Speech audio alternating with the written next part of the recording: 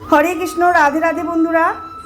একটা কথা কি জানেন তো, লোভ, ক্রোধ, হিংসা হলো মানুষের প্রধান শত্রু, যা নিজের অজান্তে জীবনের সবচেয়ে মূল্যবান জিনিস সময় এর ক্ষতি করে। কারণ সময় হলো পরম ক্ষমতাবান, যা কারোর জন্য থেমে থাকে না। সুখ তো উপলব্ধি করার বস্তু, প্রাপ্ত করার বস্তু নয়। অর্থাৎ সুখ বাইরের বস্তু বা প্রাপ্তির ওপর নির্ভর করে না, এটি হৃদয়ের ভেতরের অনুভব। জড় বস্তুগত সুখ সর্বদা ক্ষণস্থায়ী।